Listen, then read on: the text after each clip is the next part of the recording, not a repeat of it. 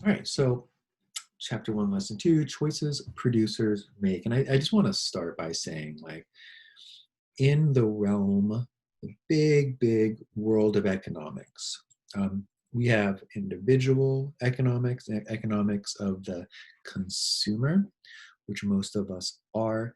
But there's the other side of that coin, which is the producer, the person who makes that coin. And there are two parallel course, topics, okay, that we're going to be talking about throughout the semester. So we'll talk about, you know, demand, the consumer desire for things, and the next day or the next week we'll talk about supply, the producer's desire to make things. It's a two-pronged course of studies, okay? And then we talk about producers, and we say, yeah, look, producers can vary greatly in size. And for example, we talked about this a second ago. We said artists who sell their art are producers. I personally have a friend. Actually, she's the mom of one of my oldest daughter's friends who makes art. We actually bought some art from her. Okay, and her art will be up for sale at some place in Topanga sometimes, and we went there as well to see her art there as well. It's all kind of the same. Um, and then, I have a friend whose wife, after they had a kid, made a clothing line, okay, and tried to sell it, and she went on Etsy to try and sell it. She also would go down to the Rose Bowl on the weekends, and she would get a little booth, and it's kind of like a flea market, kind of like an outdoor swap meet. I think we used to have something like that at Pierce, but then it got moved to Topanga. I'm not sure. Um, and that those are producers, okay, they're making stuff to try and sell to make money, and that's great. They're entrepreneurs, right? I have a student who, speaking of entrepreneurs, she makes videos for TikTok. She's no longer my student, maybe 2, 3 years ago, but I remember she was in my class 2 years as 10th grader and then as a senior. And she ended up showing me her TikTok page at one point. And it's definitely something that's made for children. But come to find out, she has like over 1 million followers. And I think it's making her rich. And good for her, because she's a young entrepreneur as well. She's making a product that's being consumed on the digital marketplace. And then we have big companies, billion, multi-billion dollar companies that are out there. Amazon. Oh my gosh, Amazon.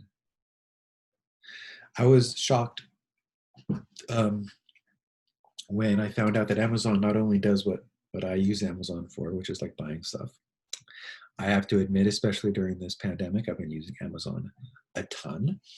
Um, but they also have web servers. Like, they do everything. They're not just selling you stuff. They were able to like stop an entire web social marketing, social media web page from existing just by shutting them down because they own the web server. Like, I didn't even know that. Amazon, these people, huge, right? Producers of stuff. Okay, so producers also vary greatly in size, and in order to make something, you need four factors of production. I would know them if I were you. And one is land. You need land to have your factory on, or your school on, or even your office where you make your videos with birds on your shoulders on. You need capital, which is the money to start it, right? Whether it be a factory is really expensive to start, right? But then if you're doing like Ratitude, I think she called her. My friend called her clothing line that she made for young boys. I found the same thing. Like, when I had my child, I was like, man, child's clothing is very limited.